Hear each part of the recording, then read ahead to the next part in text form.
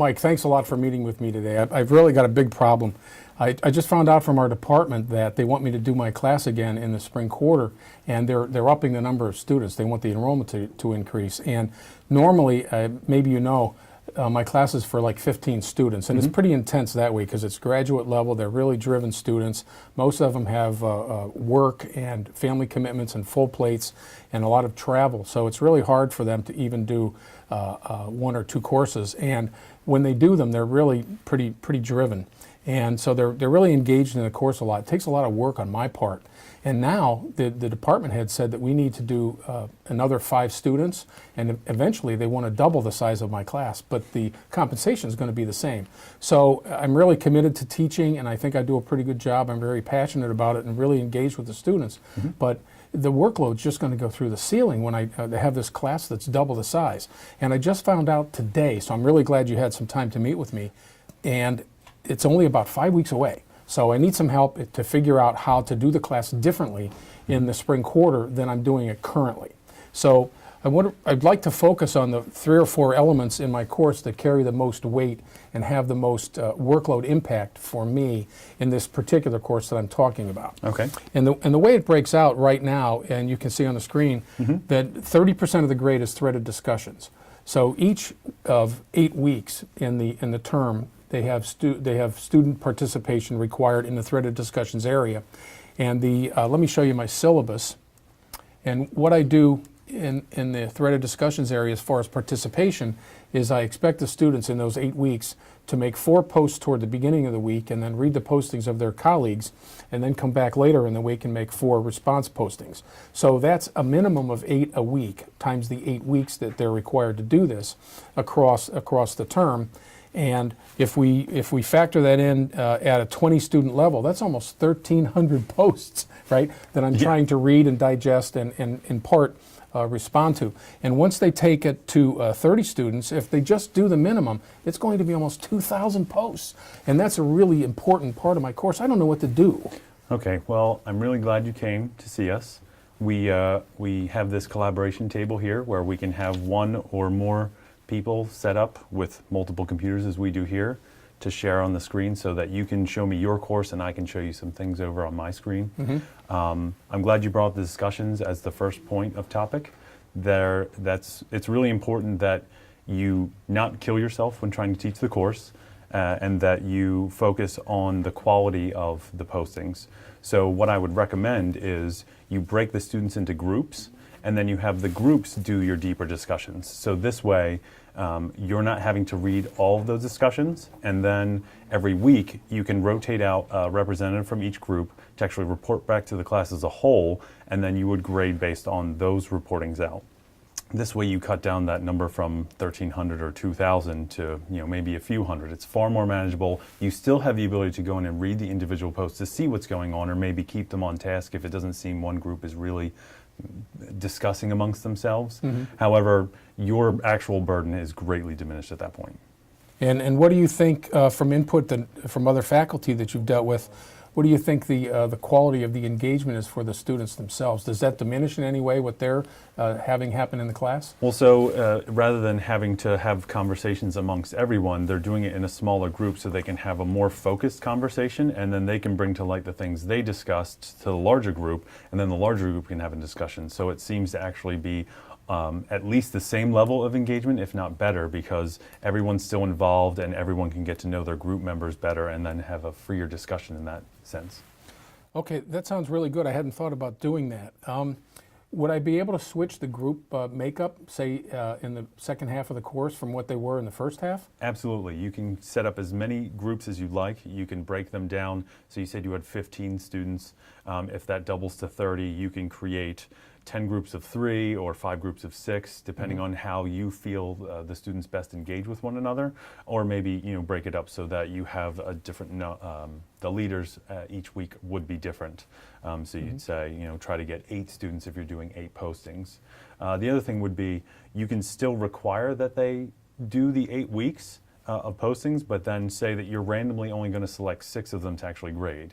So then again, they're still doing all the work. They don't know which ones you're going to grade, and at the end of the term, you pick 6 to grade or grade them as you go, and then you're done with it. And again, you've reduced your workload while still maintaining the high quality of the discussion and engagement in your course. That makes a lot of sense, and I'm glad I've got that flexibility. When I go to conferences, on a number of occasions I've heard faculty and other practitioners say that a best practice is to never try to respond to the majority of the students' postings. Have you had the same input from faculty? Absolutely. You're just going to kill yourself, and what you do is you set the expectation then, where if you're responding to every post, then the student's only going to assume that they're done when you've responded, and that maybe they've said something wrong if you don't respond. So you really would do yourself a disservice and the course a disservice by trying to respond to every post. You should be there to kind of facilitate the conversation and make sure it's on topic and doesn't wander off to daily events and things like that. Sure. And so just have your contributions to discussions be as important from you as the students' contributions are. Okay, I think that covers that. That's such an integral and important part of the course. I really needed some good insight there, and I think that'll work. Those are some good strategies.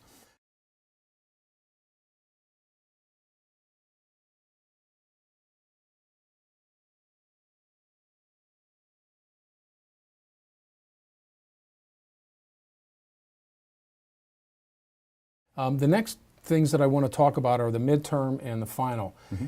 Typically in my graduate classes, I have the students write a 5 to 7 page paper for a midterm and maybe a 7 to 9 page paper for the final. I've done that for a number of years, but again, if I'm reading 15 of those now and I'm going to be required to read 30 or nearly 30 of those in the future, I spend so much time in there trying to give them feedback. I always appreciated that when I was a graduate student at Penn. Mm-hmm. I always appreciated that written feedback from my faculty because then I knew two things. Number one, they read my paper and they had some valuable feedback that they were conscientious enough to actually write on my work, and it enabled me to be better. So I want to do the same thing for my students, and I've tried to do it over time, but I'll tell you, if I have to read twice as many papers, that's just not going to work. Sure. Well, so there's actually 2 tools I have in mind. There's Turnitin, which most people know is just plagiarism detection. However, it has 2 built-in features, one called GradeMark, which actually allows you to go in and electronically mark up the papers.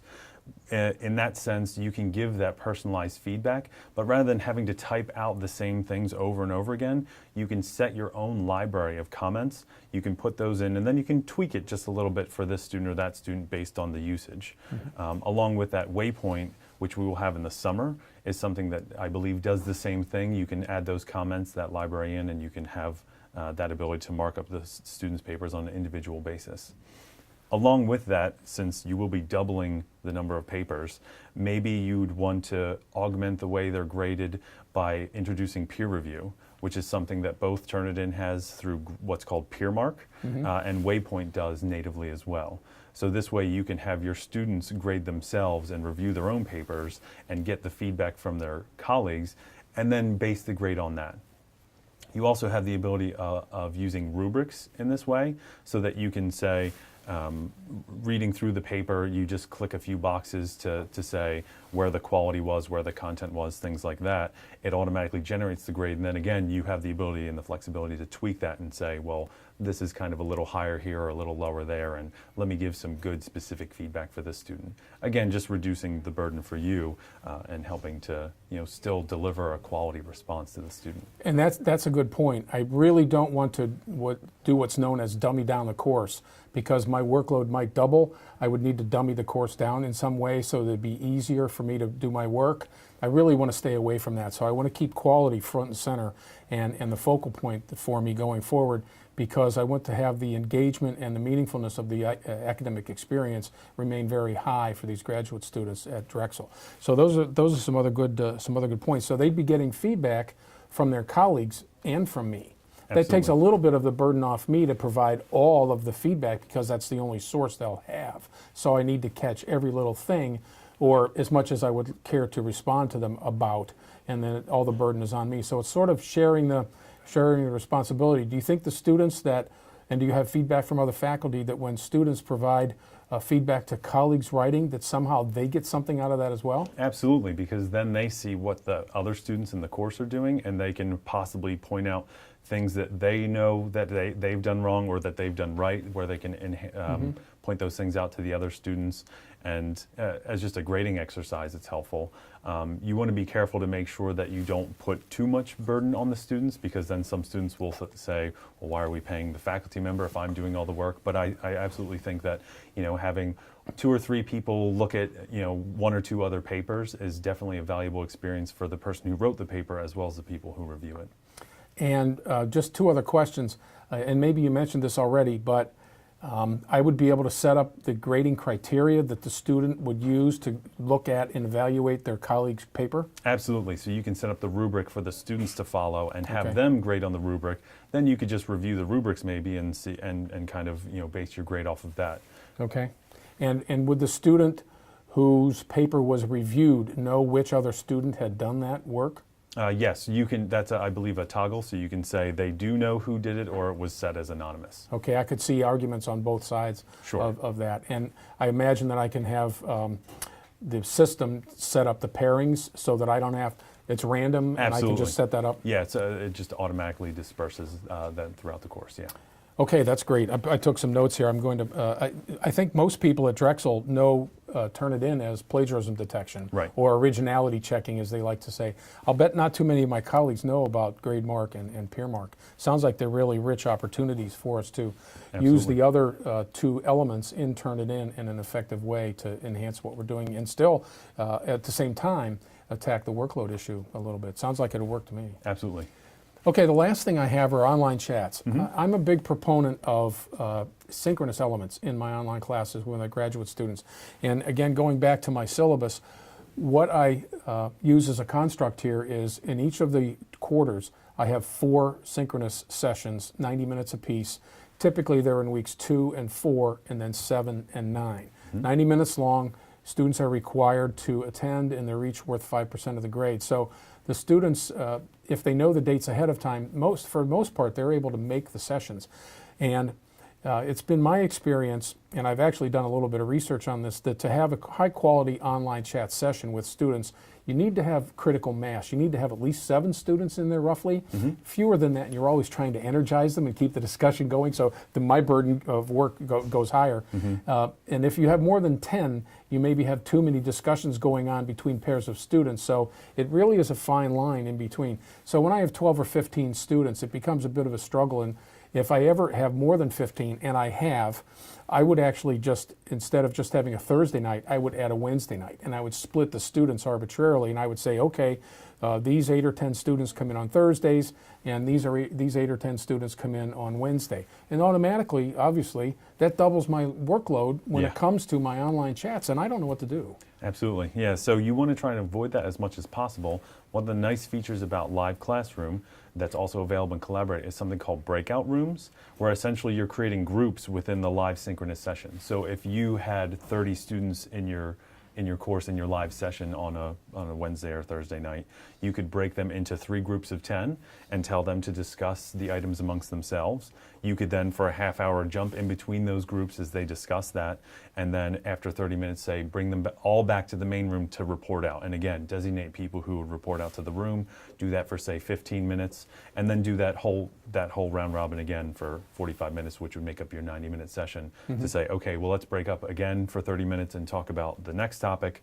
Again, you can hop from room to room just to make sure people are on task or just steer the conversation, and then bring it back to the live room, and then, have everyone report out. And again, switch out the people who are doing the reporting out, so everyone has a chance to talk, and the people who want to speak can do that. So you mentioned Collaborate. What's Collaborate? So Collaborate is a product where Blackboard had purchased both Wimba and Illuminate, and they combined the 2 products into a single new product called Blackboard Collaborate. Oh, okay. It has all the live classroom features and functionalities that you would know from Wimba in a more enhanced presentation, and then it also has all the voice tools available. So if you use the voice board or the voice recorder or things like that in Vista, you'll be able to use those same tools in Learn. Okay.